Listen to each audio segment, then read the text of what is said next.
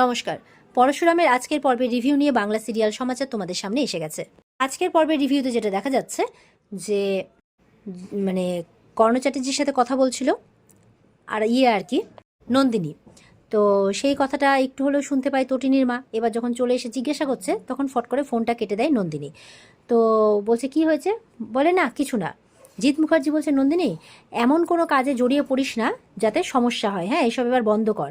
বলে কি বলছো, বলে হ্যাঁ এতদিন ধরে আমি অনেক পাপ কাজ করেছি অনেক, আর তার মাসুলও দিতে হয়েছে নিজের দুই মেয়েকে নিয়ে। এক মেয়ে তো পুজোর আসরে বসে চোখের জল ফেলছে আয়ুষী, আর আরেক মেয়ে পারলে আরাধ্যা তুই না কবিরকে এবার ডিভোর্স দে। শুনে আরাধ্যার একদম অবস্থা খারাপ, কাঁদতে কাঁদতে বলছে বাবা এসব কি বলছো। বলে হ্যাঁ আমি একদম ঠিক কথা বলছি, আর আমি এবার এর প্রায়শ্চিত্ত করব তাই বলছে। তো তটিনীর মা চুপ করে শুনছে যে জিৎ মুখার্জির মধ্যে এত পরিবর্তন। তো এরপরে দেখা যাচ্ছে যে দিকে কর্ণ চ্যাটার্জিকে ফোন করেছে সেই মেয়েটি, যেই মেয়েটি সদ্য ফ্লাইট থেকে নেমেছে অনেকগুলো ডায়মন্ড নিজের শরীরের মধ্যে নিয়ে। তাই ফোন করেছে কর্ণ চ্যাটার্জি। বলছেন, বলে কে, বলে আমি আপনার শুভাকাঙ্ক্ষী বলছি। আমি সেই মেয়েটি যেই মেয়েটি অমুক ফ্লাইট থেকে নেমেছে, যার শরীরে অনেকগুলো ডায়মন্ড মানে সোনা আর অনেক পেপারস আছে তাই বলছে। বলে কি কি বলছেন আপনি, বলে হ্যাঁ আপনার সাথে দেখা করার ইচ্ছে রইল, একটা মিটিংও আছে আজকে তাই বলছে। বলে ফোনটা কেটে দেয়। কর্ণ তো অবাক হয়ে যায় কথাবার্তা শুনে। ফোনটা রেখে দেওয়ার পর মেয়েটা বলছে যে শরীরে অনেক কাটাছেঁড়া নিয়ে আছি, মৃত্যুকে হাতে নিয়ে আছি, এরকম একটা ব্যাপার, কিন্তু আপনাকে দেখার খুব ইচ্ছে আছে। এই শরীর থেকে না জানি কত ডায়মন্ড, কত পেপারস, কত গোল্ড বেরিয়েছে, শরীরটা শেষ হয়ে গেছে আমার, অপেক্ষা শুধু আপনাকে মারার, মানে মেয়েটা বলছে আর কি। এরপরে দেখা যাচ্ছে যে তটিনীর বাপের বাড়িতে সবাই একদম মাটিতে বসে ঠাকুরের ভোগ প্রসাদ খেতে বসেছে। এবার সবাই খাওয়া দাওয়া করছে, রান্নার সবাই খুব সুনাম করছে, খুব ভালো হয়েছে খুব ভালো হয়েছে। তো ওই তটিনীর বৌদিরা যে আছে, বাবিনের বউ, সেও বলছে যে রান্নাটা কে করেছে দেখতে হবে, ও আর তটিনীর মা মিলে করেছে। তটিনী বলছে ও মা আমাকে কেউ ক্রেডিট দেবে না, আমি যে পুজোর এত কিছু অ্যারেঞ্জমেন্ট করলাম।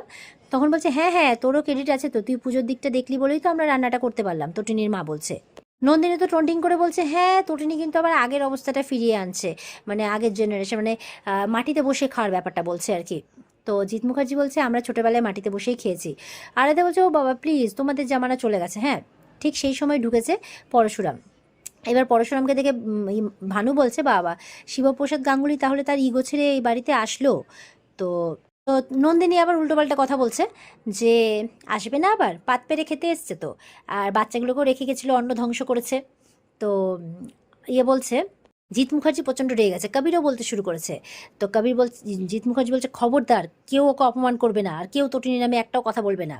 তখন তো কবির বলছে বলতে তো হবেই, জামাই বলে কথা। তো নন্দিনী বলছে কোনোদিনও খাইনি না এরকম খাবার আসলে।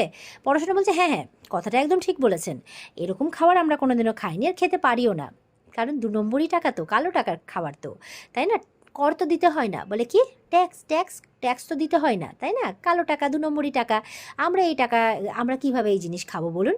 তো এটা শুনে গায়ে লেগে গেছে ওদের। তো কবির তো স্ট্যাটাস নিয়ে কথা বলছে এবার। তখন তটিনী বলছে ঠিকই বলেছো, স্টেটাসটা তোমাদের কি সেটা তো তোমরা খুব ভালো করেই জানো, এই তো 2 দিন আগে নিজের বাবা জেল খেটে বেরোলো তাই না, তো নিজেরা নিজেদের স্টেটাস খুব ভালো করেই জানো। তখন আরাধ্যা উঠেছে আমার বরের সাথে এরকম করে কথা বলবি না। তখন জিৎ মুখার্জি বলছে তটিনীর সাথে কেউ এভাবে কথা বলবে না। তখন আরাধ্যার মাতৃপর্ণা বলছে আর কি, তুমি সবসময় কেন গো ওদের নাম করছো, তুমি আবার এত পাল্টে গেলে কি করে, হ্যাঁ সবসময় ওদের নামের গুণগান করছো।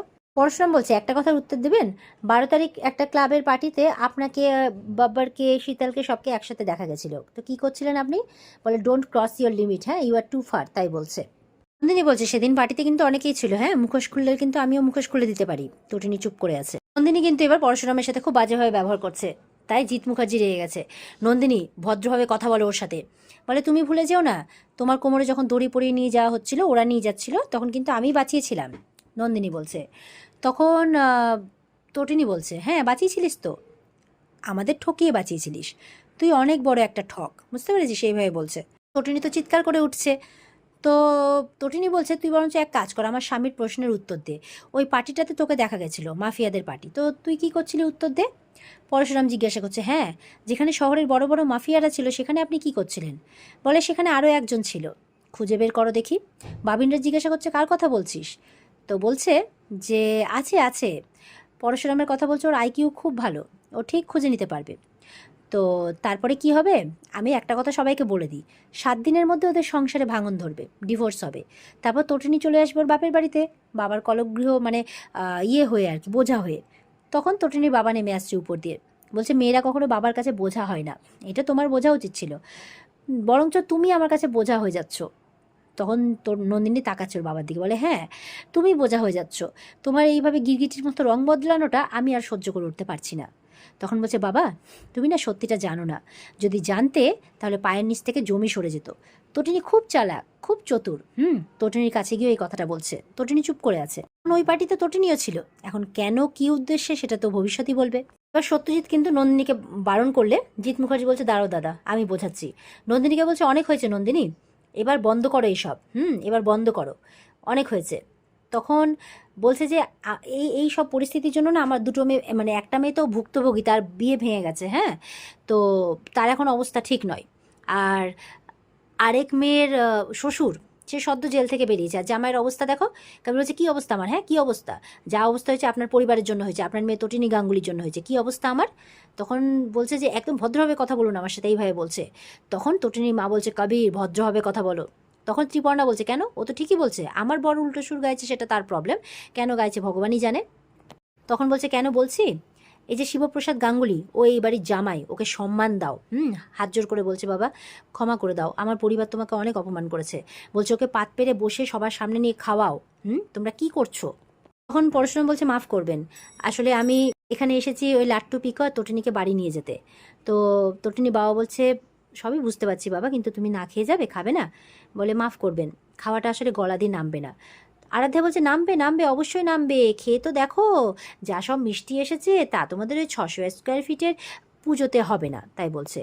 তো তখন বাবিনের বউ আর কি বলছে, বড্ড তুমি ক্লাস ডিফারেন্স করতে শিখেছো আরাধ্যা, কথায় কথায় প্রমাণ করছো যে তুমি ধনী আর ওরা ছাপোষা মধ্যবিত্ত, কিন্তু তুমি খারাপ আছো আর ওরা যে ভালো আছে এটা তোমাকে মেনে নিতে হবে। এটা কিন্তু শিবপ্রসাদ, মানে শিবপ্রসাদকে খুব করে রিকোয়েস্ট করছে সত্যজিৎ, প্লিজ বাবা শুধু মুখে যেও না, একটা অন্তত মিষ্টি মুখে দাও, দাঁড়াও আসছি। এই বলে প্লেটে করে মিষ্টি নিয়ে এসছে জামাইয়ের জন্য। বলছে নাও বাবা, বারবার করে বলছে আমি রিকোয়েস্ট করছি, অনুরোধ করছি।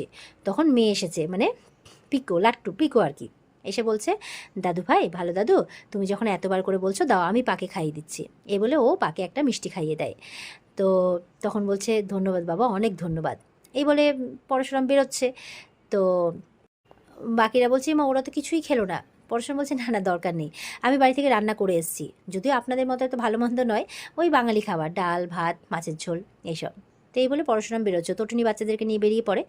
তখন পরশুরামের কাছে এসে নন্দিনী বলছে সাবধান, মুখোশ কিন্তু খুলতে চলেছে। পরশুরাম বলছে আপনি যেটা জানেন সেটা আমিও জানি, সেটা আমি আপনি ছাড়া কেউ জানে না। আর কানের কাছে গিয়ে বলছে আপনি তটিনীকে মিন করছেন।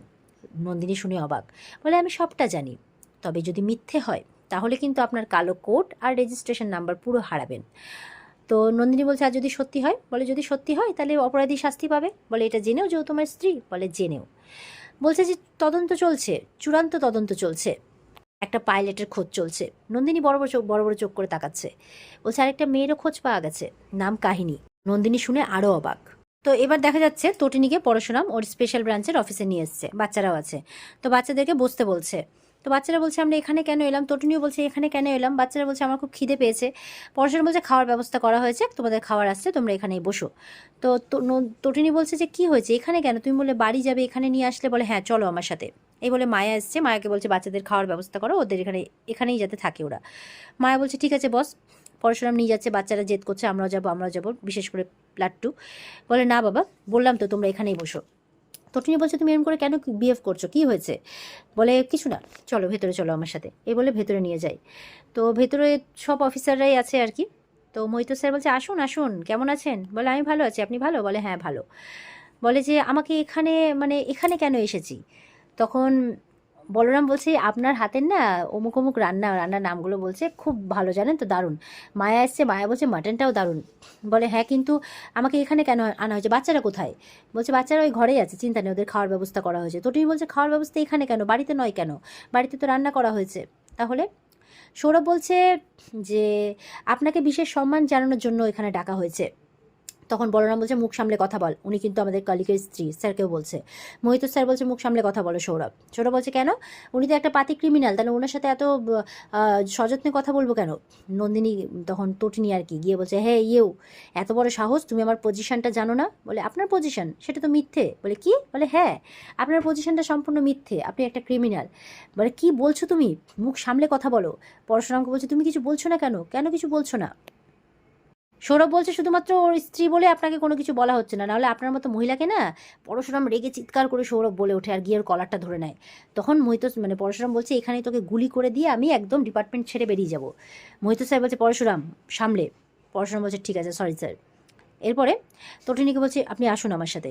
এই বলে সেই পার্টির ভিডিওটা দেখাচ্ছে, যেখানে নন্দিনী, শীতল, বাব্বার সবাইকে দেখা যাচ্ছে। তো তটিনী বলছে এটা আমাকে কেন দেখানো হচ্ছে? বলে দেখুন এখানে অনেক ক্রিমিনালরাই আছে, সাথে আপনার দিদি নন্দিনী, তারপর শীতল, বাব্বার সবাই আছে, আর আরও একজন আছে, দেখুন ভালো করে। এবার তটিনী সেখানে নিজেকে দেখতে পাচ্ছে, দেখে তো তটিনী অবাক। আর এখানেই কিন্তু আজকের পর্ব শেষ হয়ে যায়। তো এই ছিল আজকের পর্বের রিভিউ। ভালো লেগে থাকলে পর্বকে লাইক কমেন্ট করে জানাতে ভুলবে না, আর আমাদের সাথে জুড়তে চ্যানেলকে সাবস্ক্রাইব করতে ভুলবে না। দেখা হচ্ছে তোমাদের সাথে আগামীকালকে। সবাই খুব ভালো থাকবে। আজকের মতো পর্বের রিভিউ এই পর্যন্তই। বিস্তারিত দেখতে অবশ্যই স্টার জলসার পর্দায় চোখ রাখবে। টাটা।